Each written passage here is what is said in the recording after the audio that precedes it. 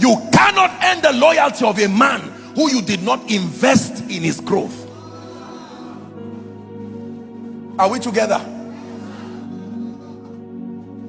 One man one day saw me and called me son. I said, no, I respect you, don't call me son. That name is an expensive name. What investment did you bring in my life that you want to call me son? All these people who just because you are older than me does not mean I'm your son. I must acknowledge that I'm your son.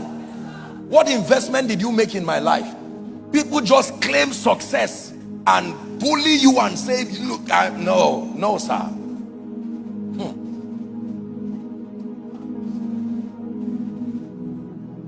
Are we together? The ability to harness. My question is, how many gifts have you driven this year? How many gifts?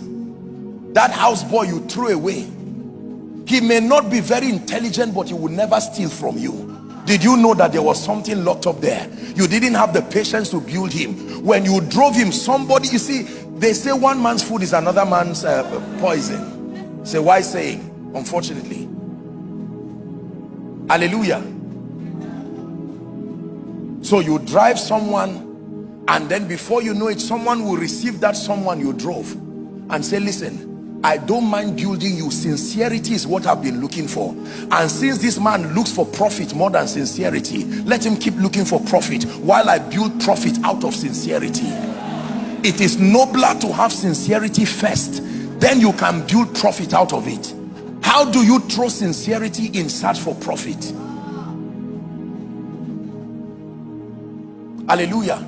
Some of you have thrown some of the greatest gifts God gave you because you could not see. God gave you children and you threw all of them, speaking to them every day. I'm not proud of you. Look at this other person's child. At 21, they are already building a house. Shame on you. The way you are like this, no brain, no husband, no money, no nothing. You have brought me shame. And the children keep looking at you and they said, all right, since you have officially proved that you do not believe in us, let's go and look for those who believe in us.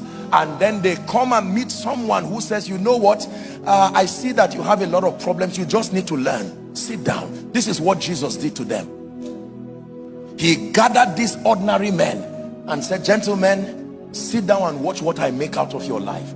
After 3.5 years, even though they ran away, when he came back as a leader, he still gathered them. He said, I understand. Even me, I was afraid at some point. I don't blame you.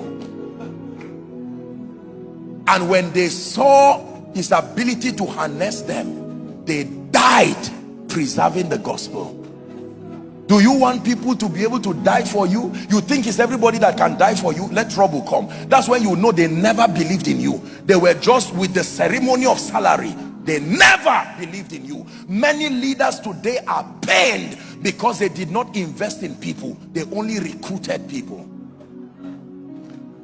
Beyond recruiting, you see, I run my life organizationally speaking and ministerially speaking.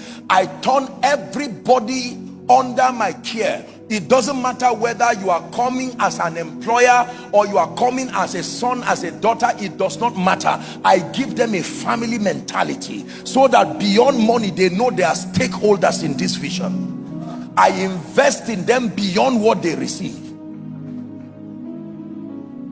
If salary is the only thing that joins you with, say, your driver, you are in trouble. The day he has a choice to choose between him and you, who will die, that's when you will know that he loves himself more than you. It is amazing how we magically believe as leaders that just because people say daddy, mommy, automatically they are loyal to you. Loyalty is an expensive product. You buy it with years of investment, not inheritance.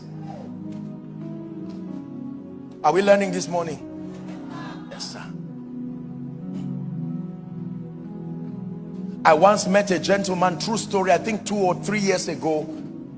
I met him. I had preached years ago in their university somewhere in the northeast, and he got born again in that conference. Later would become the president of, I think, the FCS or so, and then had long graduated, set up a real estate company. And then one day he comes to me, I'm done with service, seeing people, And he says, can you remember me? So I said, not exactly. And he tells me that story and says, today God has helped me. I own a real estate company. I just brought something to come and tell you thank you. Don't be annoyed. That gentleman, when he was getting saved, he did not look like it. But since you were part of his history, you qualify to be part of his future. If you were not there when I was hanging in the cross, please, when you see me sitting at the banquet, don't come, because you are certainly not invited. I'm saying this so that many of us will start making adjustments now. There are people you need to call to say, come, I can still work on you. Come back, come, I can work on you. You are very hardworking, but I see that this tendency for stealing, okay, let's work on it. Go and fast for 3 days and come.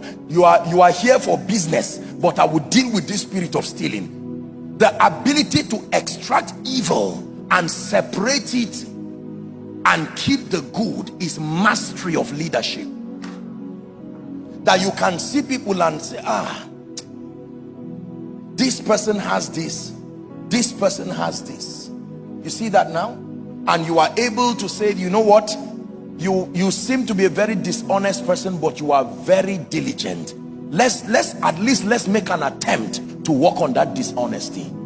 Leadership is hard work at a governance level, because your first mandate as a leader, are we learning already, is to harness